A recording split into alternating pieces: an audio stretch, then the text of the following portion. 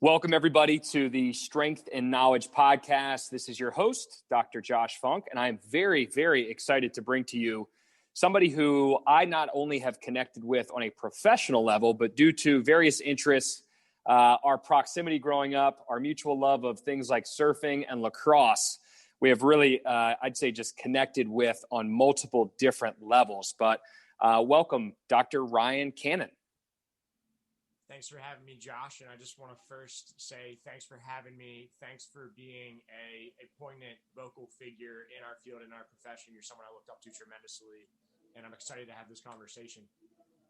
I appreciate that very much, Ryan. And I just honestly have just appreciated just getting to know you. And I think one of the things I'll say drew me to you was your mindset surrounding being in that mentor-mentee role, and you seeking out mentorship is what I should say. And I think that you did things in a manner in which were incredibly authentic, and it was at times what I think it should be, where you're continually checking in. I don't want to use the word pushy, but you were clearly communicating, hey, this is something that, means something to me. I understand you're busy. I'm willing to accommodate. And then at the end of things, and really just continually throughout this process, I think you've brought me value as well. So if you don't mind just starting a little bit with talking about your general path over the past couple of years, and maybe what put you into this mindset where you are seeking out mentorship in the manner that you have been. Absolutely. That's a fantastic question. I would agree with all that stuff. I think it's been a really cool way to see how using technology and using platforms and using our interests and our desires to really just blossom into and again, not in a corny way, blossom into just an incredibly awesome relationship. So thank you for that. I agree with all of that. And to answer that question, I'm going to rewind a little bit because I entered the profession of physical therapy because of something I wanted to do within that profession. And I've been watching that unfold through my career in the last 2-3 years. So when I first experienced an injury, I was serviced by a rehab provider, and that person got me back on the field. That person got me further than I ever would have expected, further than what I was told by medical providers around me. So I saw the impact that our profession could have at a young age. And it almost planted this desire, this seed, so to speak, on my heart of being a person that facilitated that experience for somebody else, for not just somebody else, but maybe more than somebody else, right? So I would say that I always knew at a young age I wanted to own a clinic. I didn't know what that would look like. And I knew at a young age that to put myself in environments that would challenge me, I would see growth. I would see a process in that. So fast forward, I finished my doctorate in physical therapy, and I understood the importance of putting myself in the professional realm as a humble learner, as someone who was willing to grow, willing to adapt, and willing to change. And I also acknowledged that I knew myself as a student, I knew myself as a growth-minded individual, and I knew the goals that I had. I eventually wanted to own a clinic one day. So I put myself in a staff physical therapy role. Through that staff physical therapy role, I started to see the patterns in various business models, various business structures. And I would say that I identified with mentors because of my upbringing, because of my parental guidance and all that thing. But professionally, I would say that it really put me in alignment when I started working professionally, and I started to see the pathways and the certain ways that certain people facilitated the level of service that I expected of myself, the level of service that, again, going back to that seed that was planted on my heart when I was at a young age. And I started to see that there were certain paths that were not quite aligned with where I hoped to go. And I would say this, I think that it's important to seek mentorship. I've been doing so since I was 14 or 15 years old, not really understanding what it really meant. But I would say that with myself, and if I have any advice for anybody else seeking mentorship, you need to seek mentorship from people that you look up to, people that you see in alignment with where you hope to go.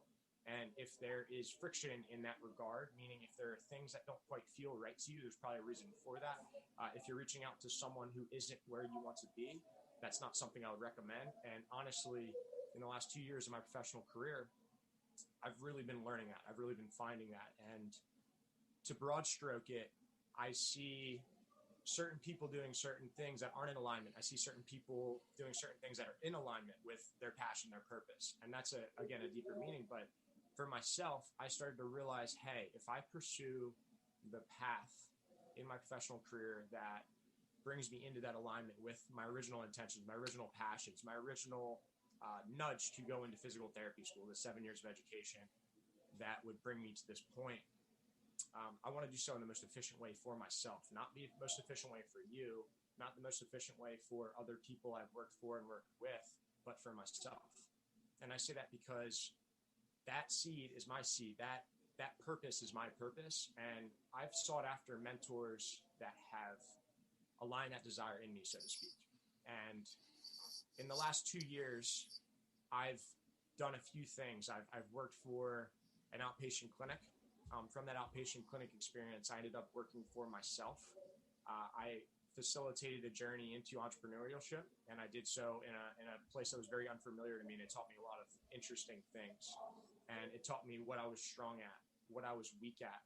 And one thing I'll say to listeners as well is to figure out your purpose, it's important also lean into what you're strongest at. It's important to seek out what I said, that mentorship is in the direction of where you want to be aligned. And it's also important to know your weaknesses. It's important to fill in the gaps with mentors, with coaches, with people that can put little bugs in your ear to allow for that growth process to be more efficient for you, to humble you when you need to be humbled, to speak the right things into you when you need to be realizing and understanding a certain thing about yourself. And I would say this as well. You want to challenge yourself with mentors, and I've learned this through my journey, that are allowing you to find your own questions, find your own answers to your own questions. They're not giving you the answers. They're allowing you to grow for yourself.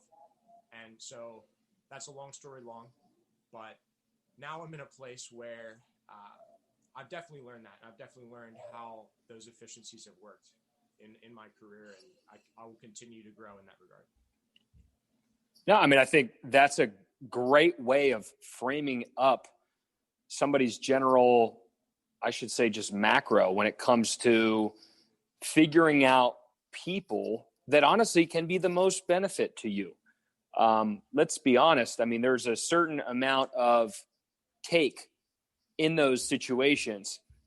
Being a mentor myself, it does fill me up and it's very, very gratifying. But I think, let's be honest, it's probably one of those things where I'm not gaining as much from the interaction as that individual.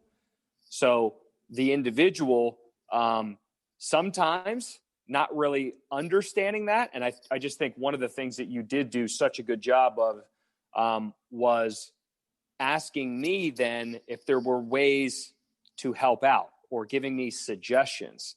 I'd honestly credit some of what I'm doing right now with R2P Origins and our gym reviews to conversations I had with you, where I might have listened to some of your questions, helped you troubleshoot through things, ideally help be a guide, more of that guide and consultant rather than that person that's specifically directing you.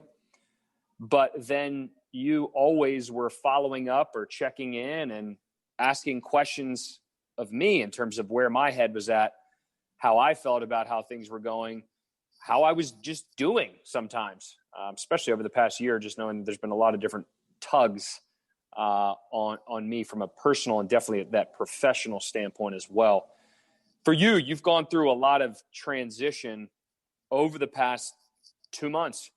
COVID, I think, has been something that has put us all in relatively uncomfortable situations, some more so than others. And I think your situation is definitely a little bit more unique in terms of things that I've been exposed to. If you don't mind, just sharing what you think is appropriate and talking to us kind of about where your head's at and how you're going about planning your next moves. Absolutely. And I want to rewind a little bit to something you said that was really awesome. You talked a little bit about the give and take of relationships. And I've heard this, the phrase relational credit. It's not something I totally agree with, because I've always been someone who believes that, we're giving to give. And you've always been someone who speaks abundantly. You've always been someone who does not hold back. If someone has a question, you give the answer. But there are also people that are kind of the opposite of that. They hold on to things because they're afraid of what I like to call a give and take, So I would say that I want to honor you in that regard. You're definitely someone who speaks in abundance, someone who speaks. There's plenty that we can work on. There's plenty that we can provide. There's plenty of value we can always give to any certain situation. So I'm grateful for that. As I said, I'm grateful for our relationship. And going off of that too, I've always been someone who, again, my initial intention going into this profession was to serve others at a higher level. And I would encourage our listeners as well, if you're reaching out to mentorship, reach out to mentors who make you feel more empowered in your ability to give. So that's just a brief thing I wanted to say there. But going to your question, in regards to transitions, I would say transitions are a part of what we go through when we push our needle, when we push the throttle and we push those zones of uncomfortability in our own personal and professional growth. And so in the past 2 months, COVID has directed me and my business very directly, impacted me very directly. To go into detail about what I did, I was a concierge physical therapist running my own practice in North County, San Diego. And to keep it brief, keep it general, it's been very difficult to do business during COVID in Southern California, especially as a small business owner, especially as someone who has been challenged personally with the adaptions of policies, regulations. And I'm someone who follows the rules. I'm someone who agrees with all those things. I want to follow the rules. I want to do my diligence and show respect to the agencies that try to protect us, right, from a government agency standpoint, but it doesn't make things easier, right? So over the past 2 months, I've been seeing patients in their homes. I've been seeing patients as an outpatient provider, as a cash service provider in my clients' homes. And these are clients who have been more specifically very intentional about who they've been allowing in their homes, because of they want to give respect to their families. They want to be respectful, and they want to keep their families happy, healthy, and they want this to pass just as each and every one of us does. So over the past 2 months, it's basically, it put me in a situation where I was unable to go in my clients' homes. I was unable to serve my clients in their homes because of some fear, because of a lot of apprehension. And it essentially caused me to have a very difficult time providing cash for service in the home. So from a business standpoint, I used it as not an extended vacation, but I used it to take a month off to spend time, see family. And you can empathize with this, but as someone who's a business owner, you can operate on all cylinders, any time of the day, any hour of the day. There's always something to do. And so over the past 2 years, I've really had my head down in the business, looking for more opportunities to serve more people. And I didn't give myself a lot of that time that I needed to really sit back and reflect and get my head out of the internal and allow myself in the external to really reflect on what was happening in the internal, so to speak. And so I took a month and came back east to spend time with family, to get a clear head. And it honestly, pivoting out of state, the business is going to be pivoting out of state, and I'm going to be taking some new directions in my career. To broad stroke it, when I was in my business, I was sort of realizing that I had limited bandwidth. As a leader of my business, I had a limited bandwidth. And I think it's important to have self-awareness. Just a quick point on that. I think it's important to have self-awareness when you're a leader of an organization, a leader of someone who provides a service to someone else that you want to hold to a very high standard. And I was starting to learn that I'm a young clinician. I'm a young leader. I call myself as such. And I want to understand where I am at any point. So I was learning that my bandwidth was very limited. I was seeing myself more of an efficient provider in a number 2 or a number 3 type role rather than a number 1 type role. And we've spoke on this a little bit in context. However, getting away from that environment, getting away from the day-to-day, the head down in the business, providing the day-to-day services, and then still doing the front-end marketing, still doing the back-end, all that stuff, all what that entails in my concierge practice. I was able to take a step back, and I've now placed myself in an environment where I'm going to be providing more of a number 2 or number 3 type role helping grow a sustainable practice. Now, this is actually the first time I've disclosed this, but this isn't going to be in Southern California. This is going to be in another progressive wellness space over in Honolulu. I'm going to be doing so with a very young, growing practice out there that does some very, very cool things in the health and wellness space that I believe are very progressive and very important. They're pushing the needle. They are constantly learning. It's going to be a little bit Pilates, a little bit of fitness, a little bit of wellness, and I'm going to obviously bring in a little bit of weight training and a little bit of the things that I have expertise and I enjoy. But going back, 2 months ago, I wasn't making these decisions. 2 months ago, I allowed COVID to pivot me from where I was, from my frustrations, and allow me to see a more external to internal standpoint when I was very much internal, unable to see the external. I think that makes me think a little bit of conversations that we've had with regards to self-leadership. I know this applies to things that you've experienced or been doing even recently in athletics. I'd say it definitely applies to things that I see you and I know that you have going on with regards to your own fitness and health. Talk to me a little bit about self-leadership, where that maybe became a staple for you, and how that just is incorporated in the ecosystem that is your life. That's an amazing question. And I would say self-leadership is self-accountability. I think they go hand in hand. And at a younger age, I was good at certain things. And then there are other things I wasn't so good at. To be honest with you, I was always a great student. I was always a great athlete. I was always a great worker. I could always work really hard. And I like to put myself in those environments where I was surrounded by those things. Some weaknesses of mine, I wasn't very adaptable at a young age. I wasn't a great communicator at a young age. In fact, I would internalize a lot. And so just going off of that and fast forwarding to this point in my life, I think patterns leave clues. I feel like in our lives, we can see the patterns of the things that we were good at, the things we're not so good at. And I would say that what we can do to encourage ourselves through that process is, I said it a little bit earlier, but recognize those strengths. What am I good at? What am I weak at? Right? And think about those times in your life where you felt joy, where you felt fulfillment, where you felt like you've accomplished something amazing. And I'm not talking about your parents telling you you've accomplished something amazing. I'm talking about you deep inside felt like, wow, man, that was awesome. Like that felt really good. And I think you're going to see patterns in that where each and every one of us have different characteristics, different traits. We're going to see those patterns in our lives. So for self-leadership, in my standpoint, I believe it's everything. We're in charge of our own destiny. We are in charge of our own choices. We're in charge of our own perspective in the environments that we're in. We are. And we can allow other things to inhibit, to distract us from that direction. But that's why it's important to know who we are. That's why it's important to recognize those patterns in our lives to the point where we're at.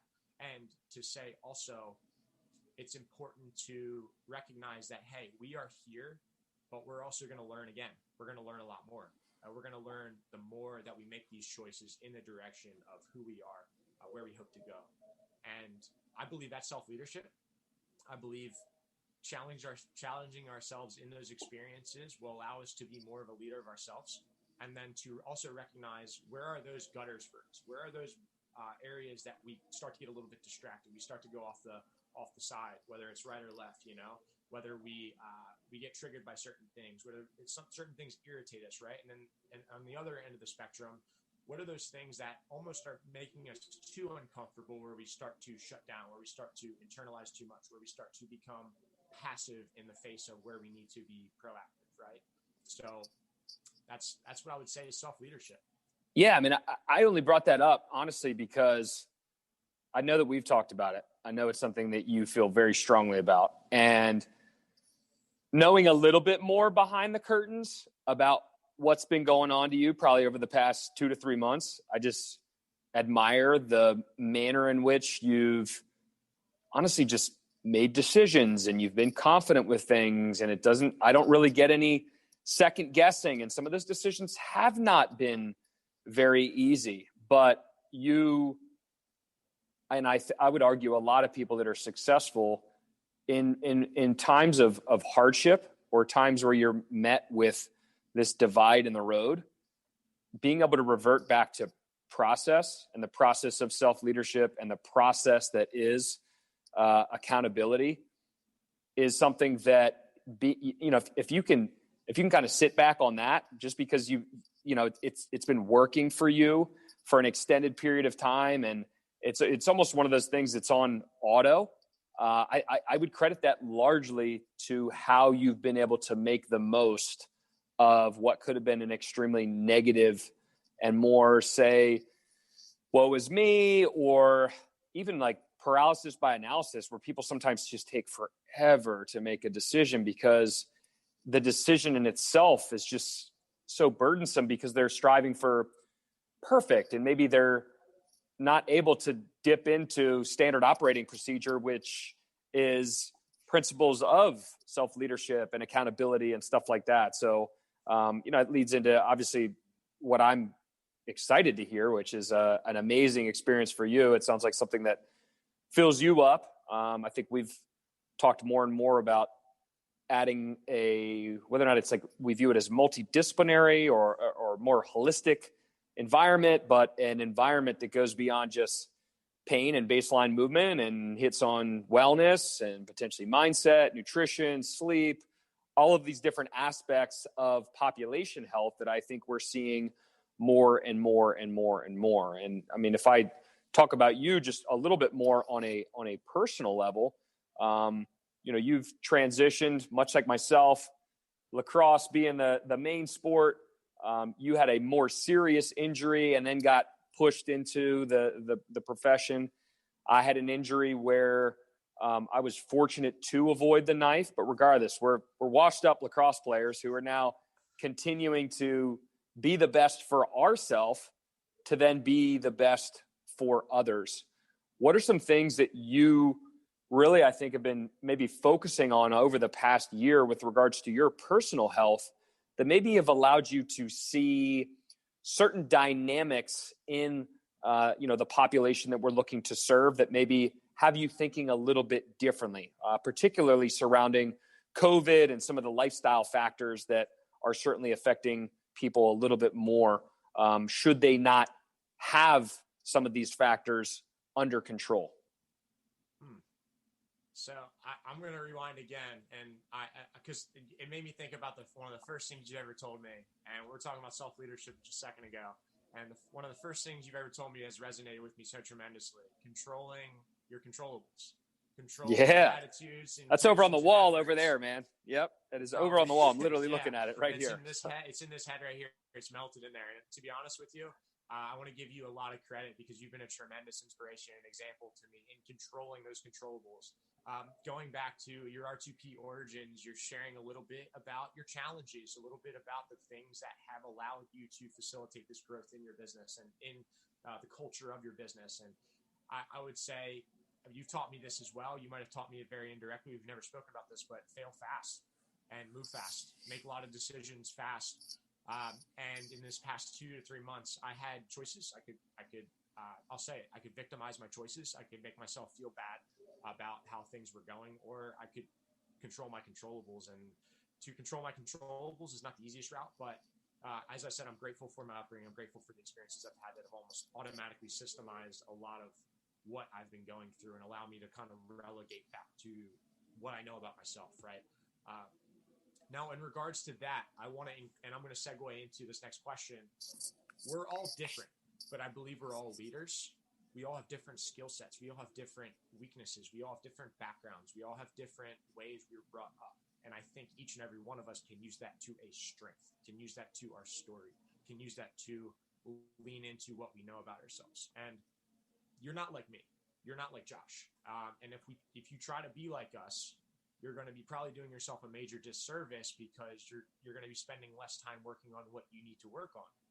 You can use our experiences to contextualize and to grow in your own regards, but to go off of what we need to do during this time, I found that it's incredibly important to focus on the self and focus on those controllables, focus on what we know we're good at, you know. And I gotta be honest with you, I've always been a weightlifter. I've always enjoyed weightlifting.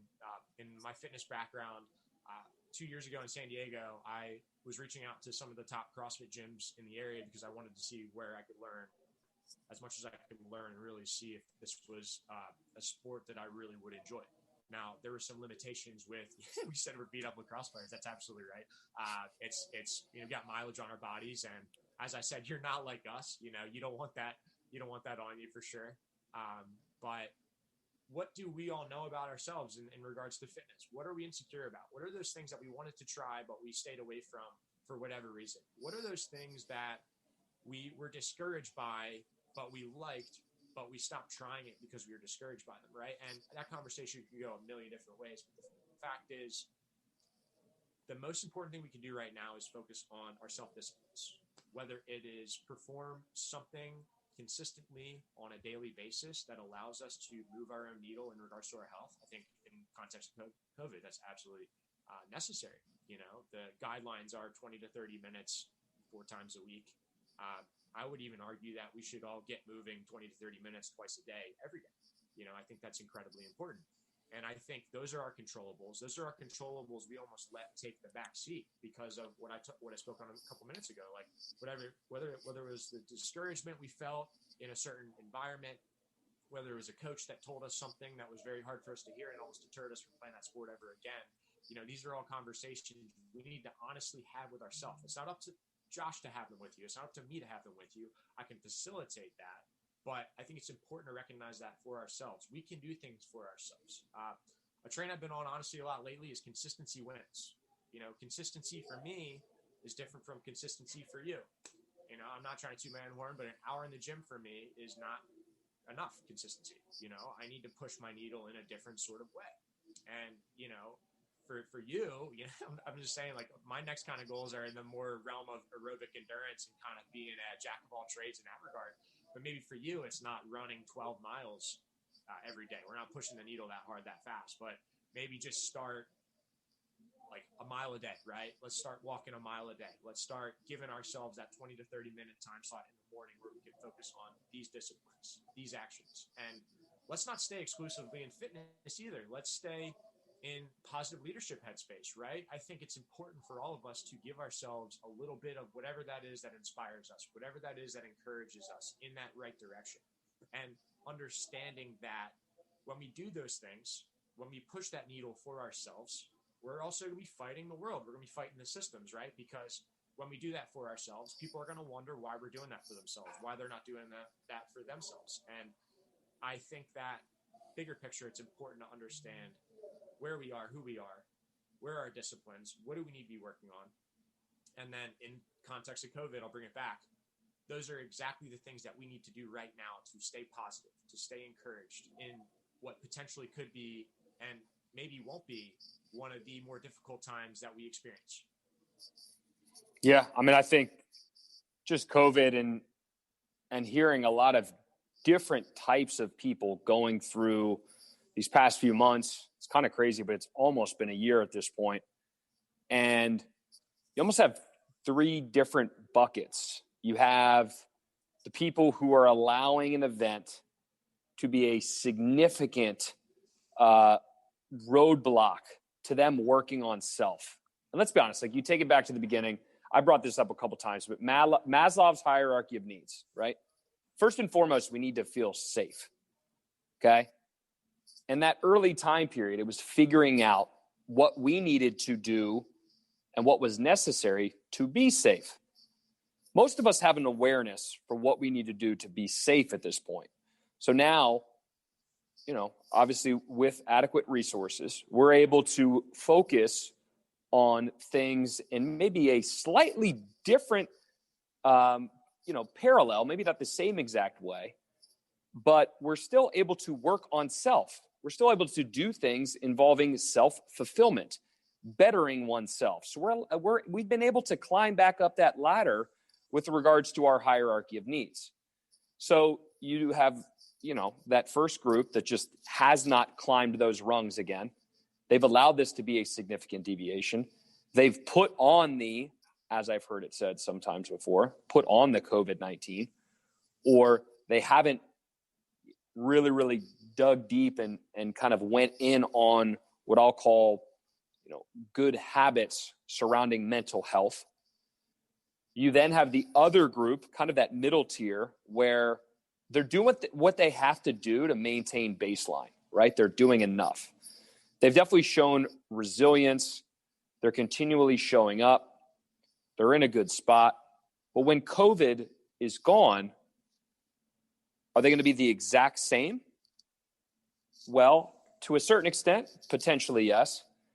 And then this word, or I should say almost phrase, anti-fragile, continually pops up over and over and over and over again. And I think when you talk about, just to kind of bring everything together before we close here, but leading self and choosing struggle, choosing routine, choosing habit, right?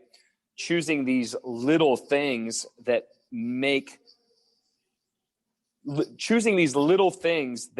other people who have been successful have shown that it works out very, very, very, very well with regards to not even achieving a level of success, because success looks different for everybody, but at least pushing you towards your potential. And then, I don't know about you, but I feel very strongly that when COVID is over, I will have been like that chained dog that finally gets off the freaking leash. You know what I mean? Because I will have literally been studying things, working on things, preparing myself to do everything that I can. Or even if you look back to those silly little cars you had when you were a kid and you just keep pulling it back. I just keep ratcheting it up, And the more that I ratchet it up, the more that thing is just going to freaking fly in a couple months. So yeah, I mean, I'm with you, whether or not it's physical health, whether or not it's things that I've kind of gotten back to. I got actually back into journaling. I found myself, getting a little bit, I don't want to say negative, but just letting some of the circumstances bug me a little bit more recently. So getting back into journaling. I love the Daily Stoic. It's a very, very nice daily reading for me, but doing what I can to continue to invest in self, invest in my team, right? How can I invest in my team to make sure that they're in a better spot too, that I'm not just doing this alone, and ideally finding ways to pour back into community. And I just think the more that we can continually think about not what we can't do, not what we can do to get by, but do what we can to maximize at all given times, all given situations, the better off that we'll be. And I've definitely seen you doing that as well. And I got to be honest, in March, second week in March, when this was all going down, yep. I was thinking to myself, and you and I can empathize on this for sure, being athletes in college, being through the ringer, through the gamut, having the most ridiculous training sessions ahead of us, 4 hours a day of certain things, right? 300 testings, I can go on and on. But hard things, you have a choice in the face of a hard thing, right? You can choose to push through and be resilient through that hard thing, understanding that growth will always happen on the other side. Or you can complain about it. You can get distracted. You can allow it to discourage you, right? And when this was going down in the second week of March, I got to be honest with you, the first thing I heard in my headspace was, this is going to be really hard for a lot of different types of people.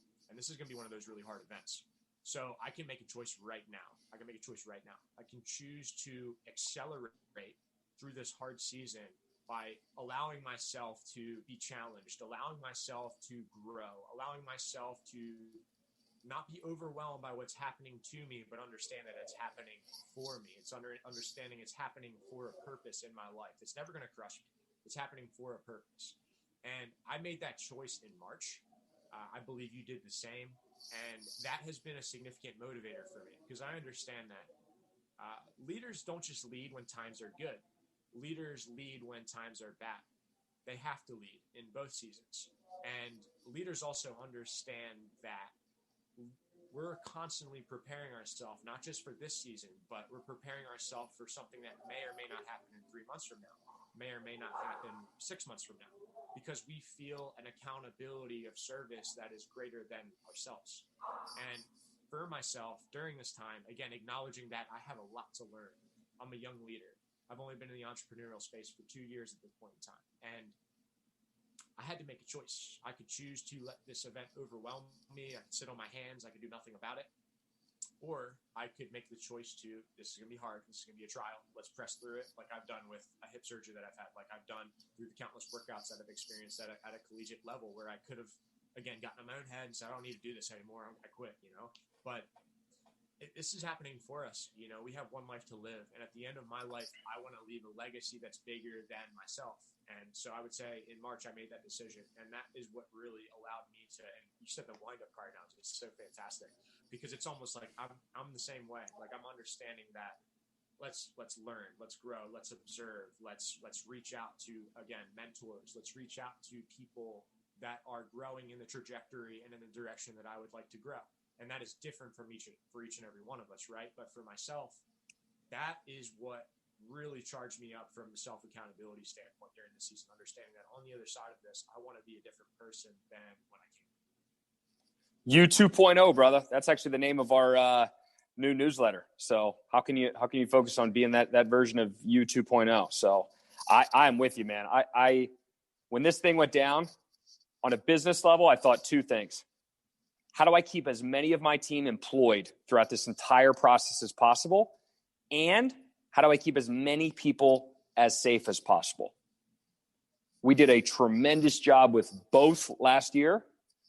And then when this year gets rocking, how do I make sure that my team has more opportunities than ever before while still continuing to be safe and provide a safe environment? So I think that we've done certain things. I'm very, very excited to kind of keep working on them. And we've definitely just diversified and made the most of time where it was a little bit down, right? You're not as busy, but nonetheless, Ryan, I really, really appreciate this. Was probably on a personal level, one of the more, I don't want to say beneficial, but like, I think we have an affinity for certain things. And I definitely enjoyed some of the topics that came up today a lot, but I want people to be able to stay in touch with you or reach out to you. Where are the best places for people to do that? Absolutely. So the best place at this point in time, I'm actually trying to minimize my focuses at this point in time. I'm learning that, hey, 10 things is great. Doing 10 different things is great. I'm trying to get 5 down to 3, down to almost 2 or 1 at this point. So very easy. Instagram, Ryan Patrick Cannon. That's my name, RYAN Patrick Cannon, CANNON.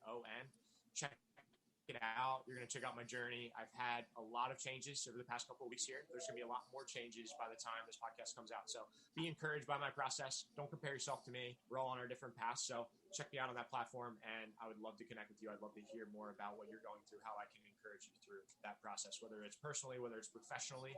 Again, I'm a doctor of physical therapy, but I would say that's only one of the hats that I'm going to wear. And the more that I learn, that's honestly an important hat, but it's going to be a hat that has me empathizing with that place as I continue to grow in the direction that I feel led. So check it out. Instagram, Brian Patrick Cannon. Love it, brother. Thanks for your time today. I appreciate you, and I wish you the best of luck here in these next couple of days, weeks, and months where you're going through a big transition. But thank you. You got it, Josh. Thanks for having me.